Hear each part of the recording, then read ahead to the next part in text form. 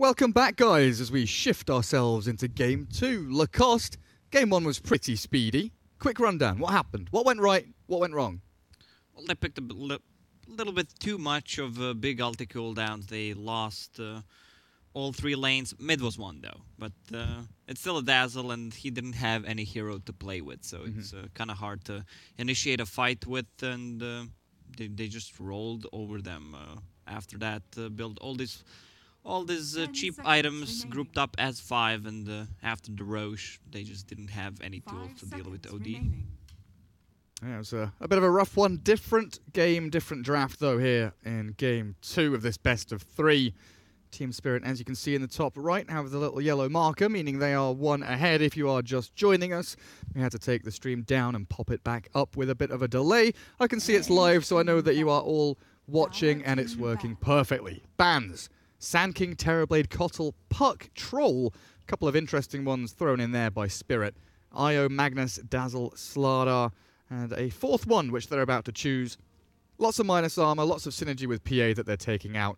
But, yeah, Kotl, Puck, Troll, and an Oracle first phase pick from Vega. Yeah, Oracle is one of the heroes that has been really popular lately.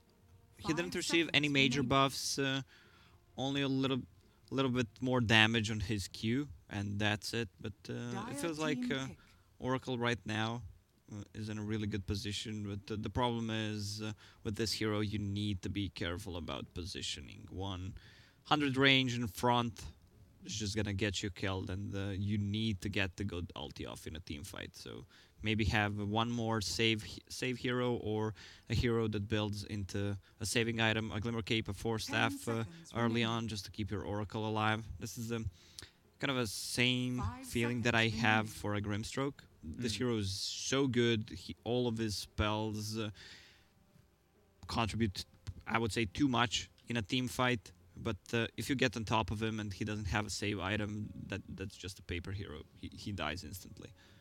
Yeah, they offer so much synergy, you know, regardless of who they're paired with or trioed with.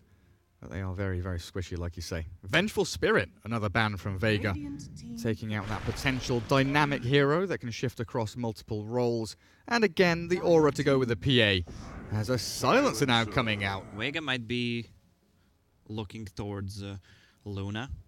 They need some hero that has a good team fight, I would say, and I've seen Navi pulling a Tiny Luna combo. Tiny being the position 4 hero with the Lunar Blessing. Just increase the damage on Tiny and tankiness, and they already have one strength hero. So I wouldn't be surprised if they take it. Also, one of the heroes that kind of builds into Manta style early on, and BKB, so it's really good against the Silencer and has a lot of magic damage against the Phantom Assassin. When she goes in with the Blink Strike, she's kind of caught out of position. Just a good ulti plus a Lucent Beam to keep her in place. How many Wraith bans do you think Tiny builds? 0. Really? I've seen Tinies buy Wraith bans. Really? Yeah, mid Tinies anyway. I've seen a couple of people go like double Wraith band. I knew that was a trick question, but I still didn't see any Tiny with the raid band. That's why I said no. But I'm always open up for new suggestions, new item builds. It's still kind of a new patch, so we're learning.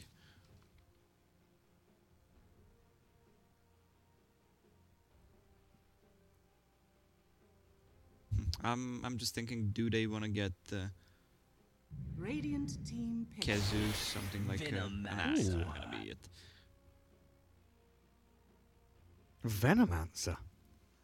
Lots of damage over time to get in onto that PA and Silencer. Someone who just dumps his spells out, but the main focus very often from Veno is the Plague Wards and the pressure you get around buildings.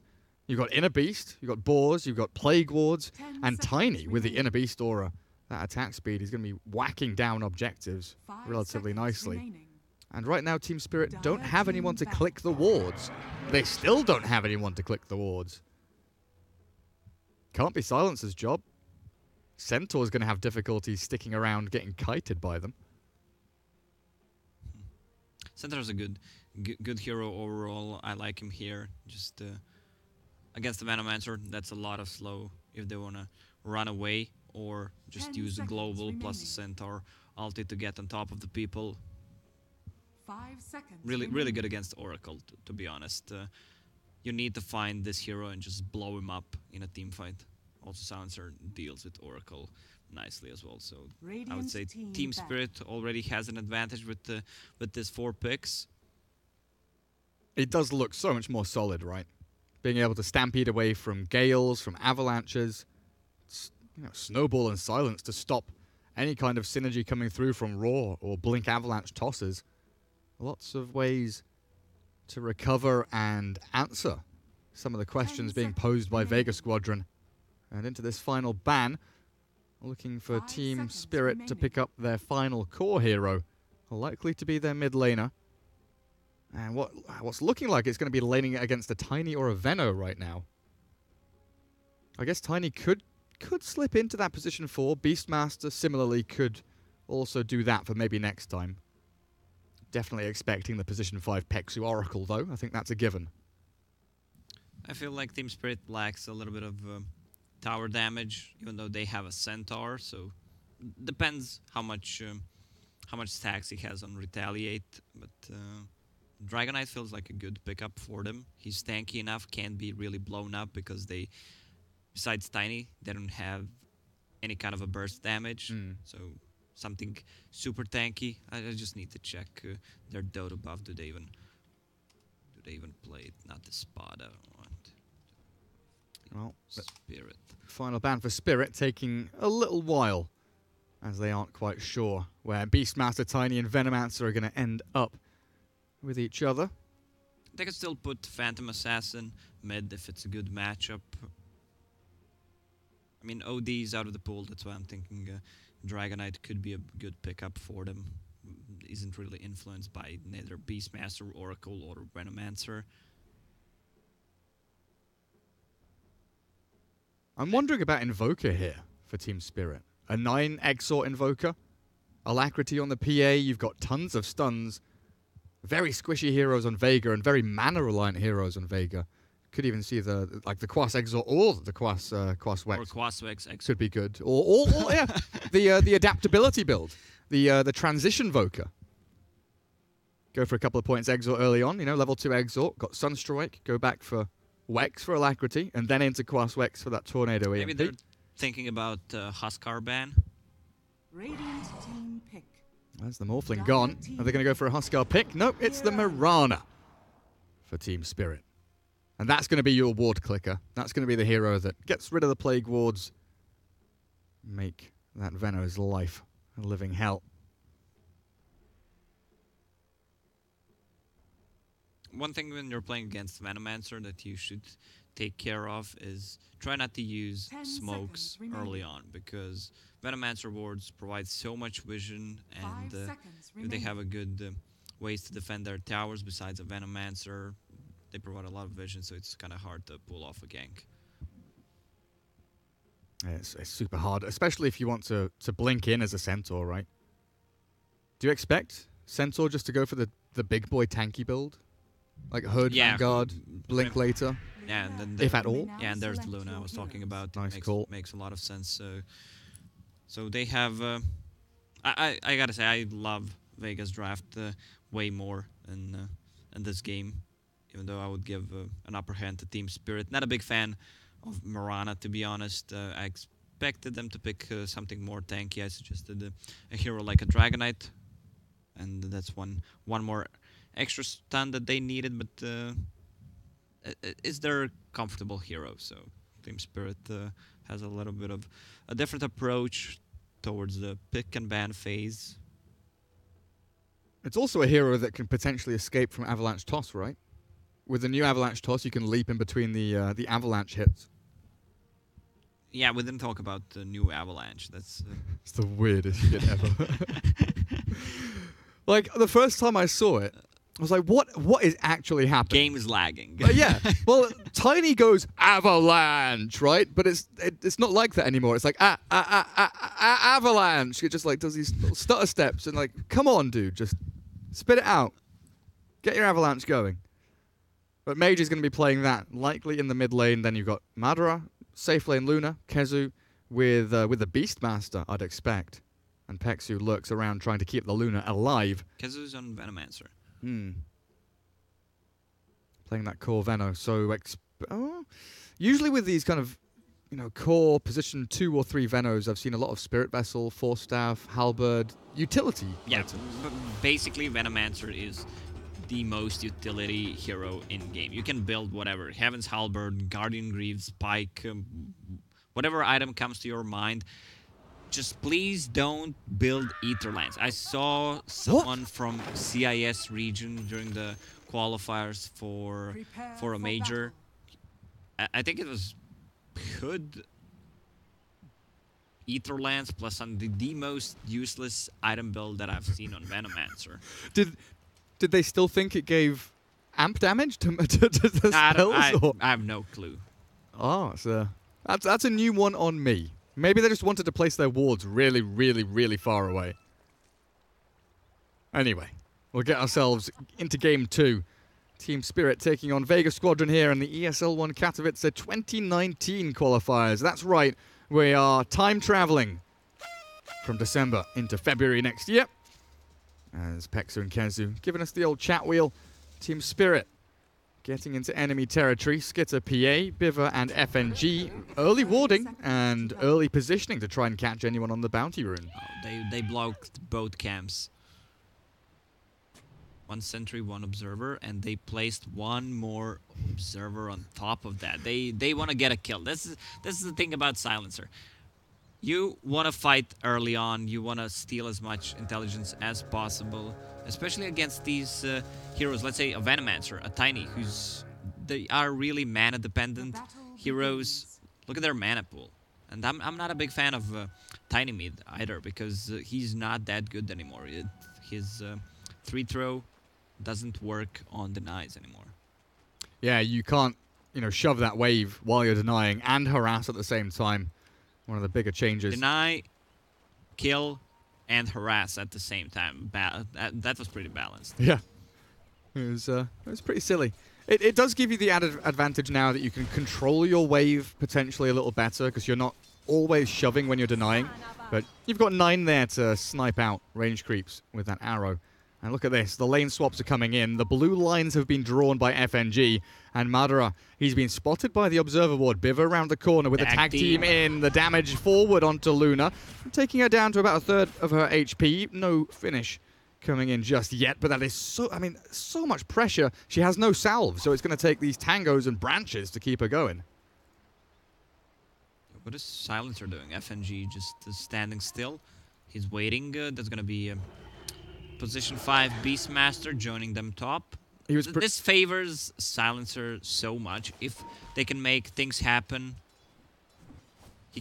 if he uses Arcane Curse on 2/3 people and doesn't die as a first hero.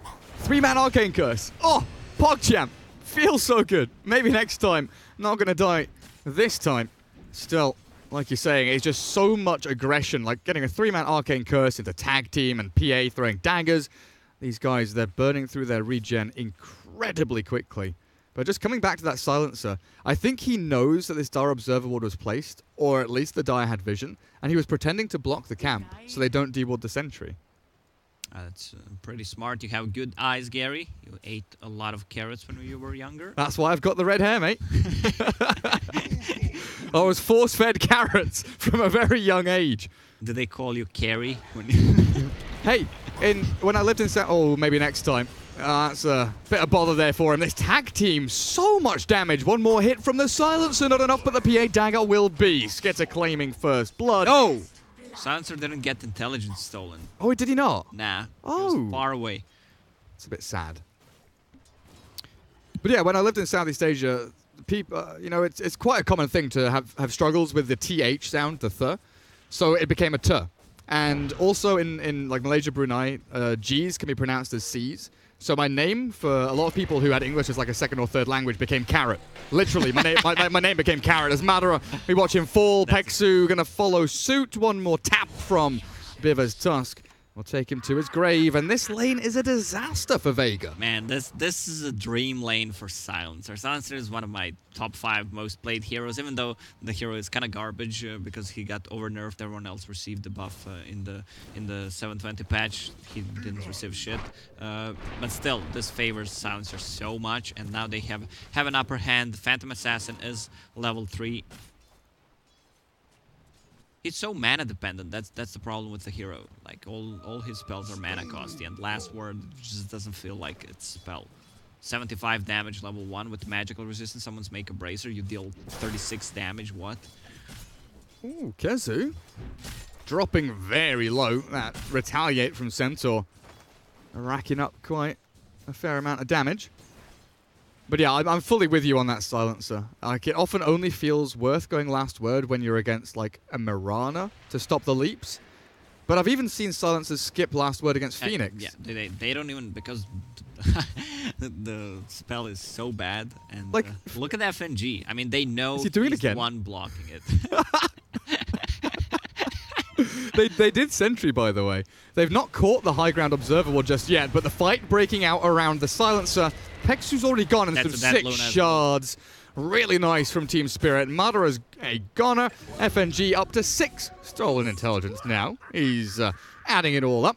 He didn't get one for Luna, though, sadly. He was out of range. And on the bottom lane, we didn't talk about it. It's Centaur against the Venomancer. Centaur's still gonna have a decent amount of farm. He's actually winning the lane 19-5, and he's doing a good job pulling. I mean, it's Hestejo. He's one of the guys who invented the Centaur build with the Heart of Tarask, not going for a Blink Dagger, or just getting a Manta style after when his Retaliate, it was not called Retaliate, worked on the buildings. Oh, Bounty Runes time. look at Vega. 3 heroes from the high ground. They will claim a Bounty Rune. They will claim 3 Bounty Runes. Well done, Vega. Grabbing themselves up a nice bit of money, as they have been lacking in this laning stage so far. But we'll swing our attention away from top for now. You know, PA 22-16, a lot of denies. It's nasty for Vega, but they're doing decently elsewhere. Tiny's 28-13, and 9. You know, Mirana against Tiny, it's a struggle. 9's probably doing all right in this lane. Yeah, it's still fine for Mirana. Once he hits level 6, they could also get a good gank going on the top lane, steal even more intelligence. There's your answer, Tiny, with the bracer. No raid bans, Gary. Oh, sad. Pexu. Oh. Ooh. Very close. Biva just a fraction away from trapping that Oracle in. Have you seen this before? Tusk with Necrobook 1. Tag team works on his units. I've not seen it rushed like this. So everyone gets the damage. Mage. 1 bracer. Hoping to try and maybe trade back, but it's inevitable that he will die. This 2-man rotation coming in, and the Dire with absolutely no vision on the map apart from this 1 ward trying to scout out for the Bounty Rune. I mean, if you compare their 2 heroes on the mid lane, Mirana can contribute to the top lane. With Moonlight Shadow, Centaur is getting closer to level 6, so with his ulti, they can just go on top of the Oracle and just blast them. Okay, bottom lane, invest Centaur. That's kind of low on mana. Tusk has stick here. 3 charges, so he'll have the snowball to follow through. Really nicely judged there by Biva, coming in at exactly the right time. And of course, the Centaur with an invis. Beautiful stuff from Team Spirit. Mage. Blink Dagger timing, probably the prevalent option for Vega to come back into this game, right? The Tiny seems to be the one hero that will try and bring them back into contention for winning. Yeah, Tiny is their win condition hero in this game. They need a Blink Dagger. They need to pick up a good rune for him. Invis, a haste would be good so he can gank the side lanes. Ganking Centaur's a little difficult now, though. 1,200, I mean, almost 1,300 HP. With no stat items. Yeah, it's insane. They move on to FNG, though. Veno has come in, trying to have a bit of a play date with the Silencer, and it works out decently for Vega. We don't see magic ones being picked up at all unless you're playing against someone who spams out spells like a Batrider, but in 3 versus 3 scenario, you want to get it. Who doesn't have it up here? Tusk has one. PA has 15 wand charges, and Madara has already popped all of his. The wand expended, and his life is gone. Veno turning with a gale, but FNG, he arrives yet again. The damage being pumped into Veno, it's going to drop him very low, and the arrow slides straight over the top. Beautiful from 9. Like you mentioned, the rotation from the Mirana, helping out these side lanes, nearly losing Skitter there. I mean, he's holding on to 19 wand charges, so playing it very tight to that knife edge with the Oracle nuke damage. But 10-1 at 8 minutes. Lacoste, what does Vega do? Oh man, I have no clue. If you pick up Luna, you would also want to have strength heroes with you because they benefit so much more. I mean, you get the magic resistance from, and you get the HP, which is the best in my scenario. Look at this, they sent our ultis on cooldown though. Kezu doesn't have his ultimate here. He's level 6 and they lose Madara again. Trading back for FNG, but Peksu immediately brought to his knees. And finally, Kezu did crack level 7, so the Nova flies out onto 3. Biver already going for the TP, but the Avalanche is going to get them all! Mage with a sick rotation, finds 3 in a row. Triple kill for the Tiny. That's exactly what Tiny needed to do. Make a rotation, they dived very deep and gave him enough time to TP. So he has a phase boots right now, so a lot of movement speed, and with the triple kill, oh man, that's Blink, nearly. That's what? He almost got 500, 700, 1.6k gold from that. Jeez Louise. 5, 9, 1600, yeah. Like 1650 or something. Just off the back of that triple kill. Blink dagger. It's done. He's got blink, phase, bottle, bracer. He had to be the hero that swings things for Vega, and they've set him up to be in a position to do exactly that. I mean, it's the fact he's level 11 as well. I mean, all his spells are maxed out. Avalanche plus a toss. Let's see if he can do a combo. This Tusk is really tanky. Bracer plus a belt of strength. They land the Gale from Kezu. Stampede is there from Spirit, though, as Hester Joe will allow his teammates to retreat. Skitter, double Wraith Band going into Vlad's. Look at Silencer. He doesn't give a damn in this game. He is building mech. Like, yeah. No boots, no wind lace, just straight mech. Not often am I completely lost for words. So for me, FNG and I think Vanscore in like a very close second are probably two of the hardest position 7 supports out there in the game right now. I've seen them time and time again. 20 minutes, no boots, you know? Running around as Bane or whatever. No boots, just magic stick, couple of branches, observer wards. I don't know if FNG is so locked. Oh, mid lane. Madara. Is this a kill for 9? One more hit. Fairy Fire is still there. Madara doesn't have one. Okay, 9. This is dangerous still. Tree toss. Fairy Fire keeps the Mirana alive, but there's the toss. Mage is getting all those last hits, so another 500 gold for him. We mentioned that Tiny is their win condition now. He has a Blink Dagger. I suppose his second item should be a Shadow Blade, or if he wants to go for Echo Saber, that's also fine. Just by finding either Silencer or Phantom Assassin, she's not tanky enough to survive the Tiny combo because he's maxed out. He's level 12 as well. Arrow misses. Giving it a good try. Hester, Joe, and Biver, they've been scouted. Dire Observer Ward sees them coming in. But yeah, I don't know if FNG is so stuck in the position 7. I'm never going to afford boots, so I won't bother buying them. That he just forgets the item exists.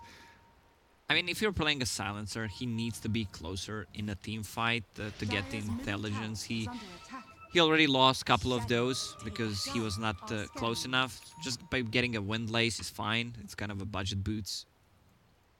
Nice scan from Vega. They're gonna find Oracle. They do exactly. Still spot out Peksu.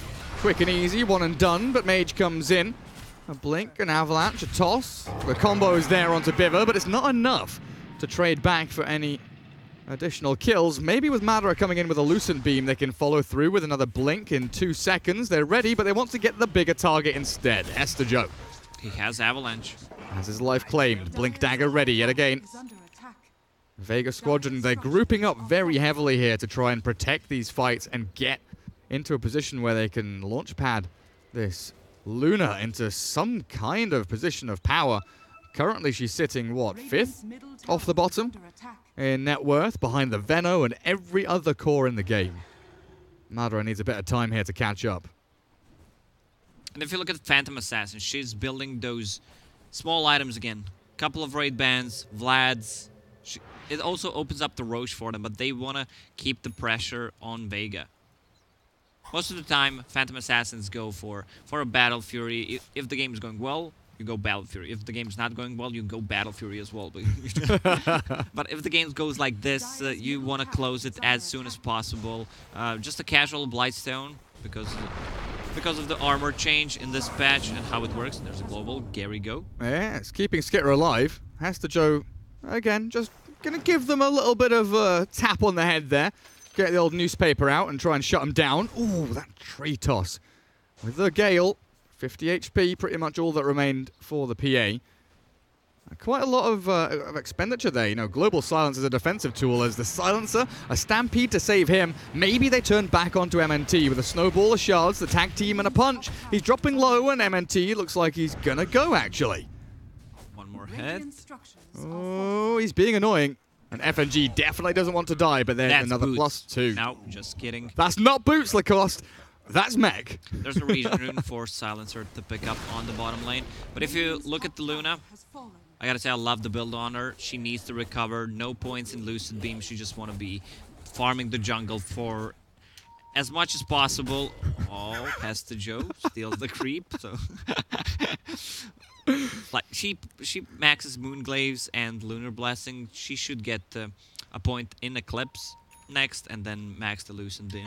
I guess they do have a ward on the shrine, but that's some alpha level play there from Hester Joe. Just blink into camp, take the CS. MNT dies down bottom, but Hester Joe grabbing bounty runes, or at least attempting to. Misses out as Kezu takes it, sneaks it from under his nose, but he goes for the TP until that Lucent Beam cancels out his life.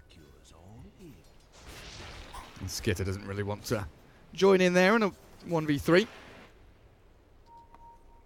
Found a bounty rune a little further back. 3 bounties there for Team Spirit. Nice bit of a boost of gold. Marana with 2,000 gold saved up after these Wraith bans. But, right, so let's go back to the boots topic, shall we, Lacoste? Oh, he has enough to buy it.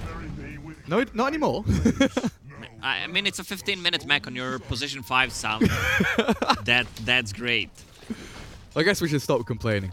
But level 4 boars. Slow, 40%. Duration, 3 seconds. Silencer, movement speed, 302. Yeah, that's going to hurt. That's going to hurt quite a bit. Wait, just a moment. So, boar slow, it's a percentage slowed. So if you don't get more move speed, that's actually better. Just have the lowest move speed as possible. I mean, FNG just broke the game. Yeah, I'm sure that's exactly how it works. There's no difference. Stampede, they've missed the stomp. They do have a snowball, just connecting before the TP completes. Biva there in the nick of time, claiming the life of Madara now. She has her Mask of Madness on the courier, I believe. Yeah, Quarterstaff is back there. But delaying the Luna, you know, 20 seconds when she's dead is 20 seconds when she's not farming, not split pushing. And the rest of your team probably feeling a little bit lost right now. I mean, he's playing on the wrong side of the map. All 4 heroes are playing the bottom part, and he should play around triangle, put some sentry wards there, stack those camps, and just clear them up. Smoke from Vega. They have a very strong sinking suspicion that Roshan is being taken here. They're not gonna get there in time. It looks like Big Man is already gone. Maybe Mage can get in. The Blink, Avalanche, Roshan taken. Skitter grabs it up. Radiant claim the kill. Now they turn and burn in onto Tiny, and he's gone. The streak is claimed. Kezu, Peksu got to sprint out of this one. No way that they can stand and fight, so they'll Gale. They'll try, but their tails are between their legs. They are whimpering and crying on their way back to the fountain. Body block. The body blocks from Biver and the crits from Skitter clear up yet another team fight win here for Team Spirit. Again, small items. Centaur, Hood of Defiance into pipe, the best item you can get against Tiny, against Venomancer and Luna early on. And you have a mech on your position 5 silencer 15 minutes in, so that's gonna mitigate a lot of the damage. Also, it gives him a lot of tankiness. Most of the time, Silencer don't have enough mana pool to even cast their own spells, but 20 Stolen Intelligence, it boosts your mana regen as well, Spell Amp, so... Fixes that problem. Yep. Yeah, he's got his Windlace as well, by the way. He's a speedy Silencer now. 320 movement speed, not 302. Luna trying to farm around the observer wards that they have. Nice little illusion rune there. Did we see one Primal Roar this game? I don't think so. I don't think we didn't see it, but I think he used it on Silencer bot when FNG was low and they turned around to fight them. But to answer like the point of your question, we've not seen any big ones, right? We haven't seen PA or Mirana get caught by it. Those are the targets that they need to go on. Not just want to, but need to. Roll in, and well, less said about that, the better, I think. Maybe next time. Absolutely demolished. Mage gets the false promise onto him from the Oracle, but the Oracle's being cleaned up by the PA. Mage blinking away with a TP scroll and an escape. Nicely done. But Team Spirit really are on a roll right now. Game 1, easy victory. Now Game 2, 22-9, 6,000 net worth lead. And this PA with an Aegis, Centaur up on the front lines, seemingly unstoppable at this point. Yeah, in this patch, it feels like we have so much games ending around 20-minute mark, just being one-sided, then the other team can't really recover. So we're going back to the draft issues of how certain teams draft. We saw what they lacked in game number 1. In game number 2, it looks a bit better, but again, Team Spirit feels like they have a better understanding of this patch. Nice blink stomp, taking out the big damage dealer. Kezu gone, buyback forced, but the global keeping Peksu at bay. And Mage, okay, with the Roar, maybe they can find Biver on the Tusk. Oh, he's so tanky though. Oh, he's down to 800 HP. Come on, can you kill him? Try. Harder. Tusk gets the shards, blocks them out. The blink, the stomp will catch onto 2. Kezu in trouble, the dieback is coming. And Mirana with the arrow onto Mage will try and clear up the Tiny. Skitter makes it look so easy. Triple kill into no Ultra because FNG has taken the 4th one away from him. Maybe next time. And Madara escaping, hiding. There really is nowhere for them to be on this map, as the bottom lane of Barracks will be claimed by Spirit. I mean, Luna is doing what she can. She's just pushing the mid lane. They have a catapult as well, so she's gonna threaten the tier 2 tower, but I feel like that's just not good enough. Team Spirit is gonna clear 2 sides. They still have Aegis. They sure do. Desolator for that PA. 2 full lanes of Barracks gone. Mid lane, yeah, Madara is just going to TP away. Looks like MNT trying to catch any stragglers. Maybe thought about the courier for a second. Then he realized, oh wait, it's not a Shadow Blade. It's not going to do anything. Into the jungle he goes. What's his level 10? XP gain? Yeah, a comeback.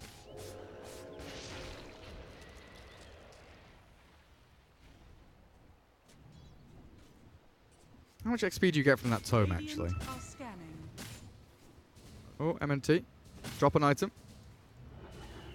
Well, if it's a second tome, then it's 835 plus the 20%, 25%. Yeah, pretty much 1,000. Many experience. He's nearly level 12. Peksu, nearly level dead. Good toss. Mage, really nicely done. The snowball still follows him in, and that punch will finish it. Global is ready. Crash and burn indeed. In comes the rest of the cavalry. The global's there. Tiny and Veno really no options but to hide back in their base. Oracle and Beastmaster back in 15 and 30 seconds respectively. Vega Squadron though. And this might just be their only chance with oh, never mind. Aegis is gone, but PA now has a BKB. And that's a 10-second BKB. Beastmaster is dead, so she can just freely jump on whoever. Ideally, it would be Oracle, but I mean, Oracle could just die from 1 dagger. Yeah, 848 HP. 1 lucky crit. Will come in with a toss. Trying to take down the silencer, but the stomp on the back. Kezu's caught. Oracle, I don't know where he went. I blinked and he was gone. The Eclipse is trying to take the Tusk down. The glaives are bouncing, but not well enough. A roar will land, but in the end, the Tiny's been critted and cleaved into the ground, and GG called by Kezu.